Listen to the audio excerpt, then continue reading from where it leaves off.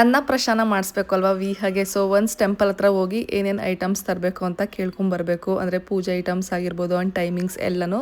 ಹಂಗಾಗಿ ಟೆಂಪಲ್ ಹತ್ರ ಹೋಗ್ತಾ ಇದೀವಿ ರಂಜಿತ್ ಬಂದ್ಮೇಲೆ ಈವ್ನಿಂಗ್ ಹಂಗೆ. ಈ ಕುರ್ತಾ ಸೆಟ್ನ ವೆರಿ ರೀಸೆಂಟಾಗಿ ಪರ್ಚೇಸ್ ಮಾಡಿದೆ. ನಿಮ್ಗೆ ಏನಾದರೂ ಲಿಂಕ್ ಬೇಕಿದ್ರೆ ಲಿಂಕ್ ಅಂತ ಕಮೆಂಟ್ ಮಾಡಿ, ನಾನು ಶೇರ್ ಮಾಡ್ತೀನಿ. ಇನ್ನು ಈ ಟೈಮಲ್ಲಿ ನಾವು ವಿಹಾನ್ ಕರ್ಕೊಂಡು ಹೊರನಾಡುಗೆಲ್ಲ ಟ್ರಾವೆಲ್ ಮಾಡೋದಕ್ಕೆ ಸ್ವಲ್ಪ ಕಷ್ಟ ಆಗುತ್ತೆ. ಸೊ ಹಂಗಾಗಿ ನಾವು ಅನ್ನಪ್ರಶಾನ ಬೆಂಗಳೂರಲ್ಲೇ ಪ್ಲಾನ್ ಮಾಡ್ಕೊಂಡ್ವಿ. ನಮ್ಮನೆಗೆ ನಿಯರ್ ಬೈ ಇರೋದು ಅನ್ನಪೂರ್ಣೇಶ್ವರಿ ಟೆಂಪಲ್ ಸುಂಕುತ್-ಕಟ್ಟೆಲಿದೆ. ನೀವು ಸುಮಾರು ಜನ ನಂದು ಅನ್ನಪ್ರಶಾನ ರೀಲ್ಸ್ ನೋಡಿ ಕೇಳಿದ್ದೀರಾ.